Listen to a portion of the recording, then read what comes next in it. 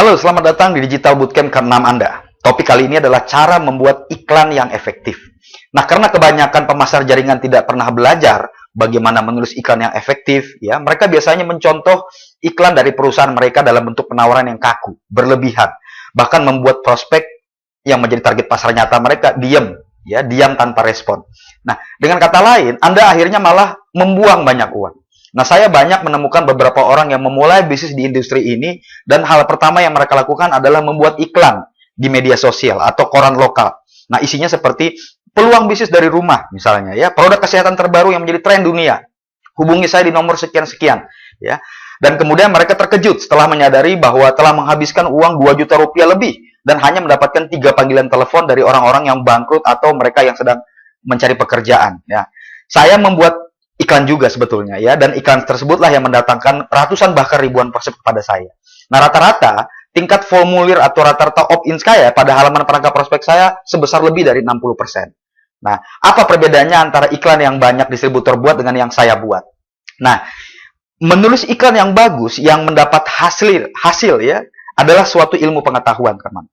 Ada faktor pemicu yang dapat sangat berpengaruh yang dapat Anda gunakan. Dan orang-orang memang secara genetik diprogram untuk menanggapi iklan yang masuk ke dalam tingkat bawah sadar, yang membuat mereka tidak tahan untuk segera melihatnya.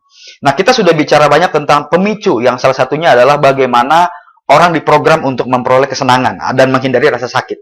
Nah, coba lain kali saat Anda berada di supermarket, saya ingin Anda juga untuk melihat secara dekat, ya, berita utama yang digunakan di sampul majalah atau koran, ya, sementara Anda sedang menunggu dalam antrean. Sebagian besar isinya adalah pasti negatif, dan itu bukan tidak disengaja. Para penerbit majalah itu bahkan sudah tahu bahwa Anda secara genetik diprogram untuk melihat dan menanggapi rasa sakit orang lain. Nah, itulah mengapa Anda selalu melihat sebuah kecelakaan mobil. Nah, itu adalah naluri juga, naluri kelangsungan hidup, ya, yang memaksa Anda juga melihat, mendengar, dan merasakan rasa sakit itu. Sehingga Anda dapat mengidentifikasinya dan dapat menghindarinya di masa depan.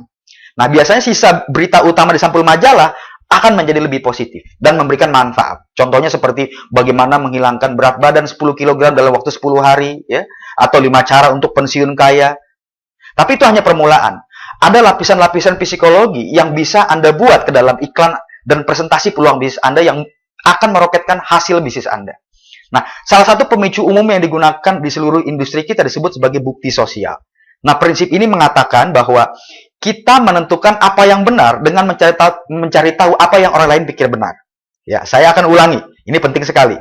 Ya, bahwa kita akan menentukan apa yang benar menurut kita, ya, dengan mencari tahu apa yang orang lain pikir benar. Ya, sebelum zaman modern, bukti sosial ini digunakan untuk bertahan hidup. Jika Anda melihat banyak orang yang memakan tanaman yang belum diketahui, maka Anda akan tahu bahwa tanaman itu aman untuk dikonsumsi. Nah, sebagai akibatnya, hal itu memberikan kita jalan pintas untuk mengambil suatu keputusan.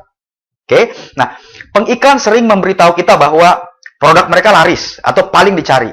Karena mereka tidak harus meyakinkan kita secara langsung bahwa produknya memang bagus. Ya, mereka hanya perlu menunjukkan bukti bahwa banyak orang yang sudah berpikir seperti itu. Banyak orang lain yang sudah berpikir sama seperti itu. Nah, kekuatan yang datang dengan bukti sosial melalui rekomendasi pribadi, edifikasi pihak ketiga, selalu memainkan peran yang sangat penting dalam industri ini. Ya, Anda sudah tahu itu. Kita biasanya akan menemukan itu dalam bentuk testimonial. Nah, kami menggunakannya secara luas di seluruh situs kami. Karena kami juga ingin Anda tahu bahwa tidak ada risiko dalam pembelian pelatihan kami.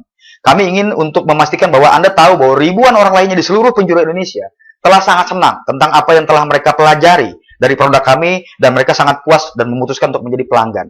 Nah, Anda perlu juga melakukan hal yang serupa bila ingin berhasil di kelak kemudian hari. Orang tidak ingin terlihat seperti orang bodoh, ya, atau membuat keputusan yang buruk. Nah, testimoni ini berfungsi sebagai bentuk penting dari bukti dan validasi dalam iklan Anda.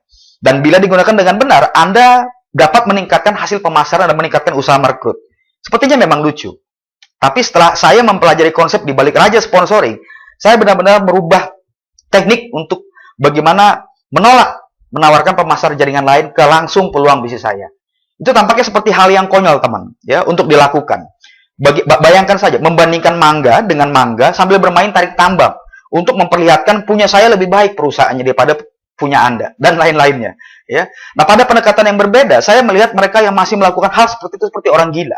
Ya, mensponsori distributor baru sebenarnya sangat mudah, teman. Bahkan, setelah Anda mempelajari strategi dari raja sponsoring, Anda benar-benar akan sampai ke titik di mana Anda harus membiarkan distributor potensial pergi. Karena Anda memang tidak akan punya banyak waktu untuk bekerja dengan semua orang. Nah, jika Anda ingin sampai ke titik ini, di mana Anda benar-benar menyingkirkan formulir aplikasi pendaftaran yang bertumpuk, nah berikut adalah cara untuk melakukannya. Kapan? Besok. Bagian akhir dari teka-teki ini akan terungkap besok pada video training ke-7. Jadi sampai jumpa di video training ke-7 aja besok.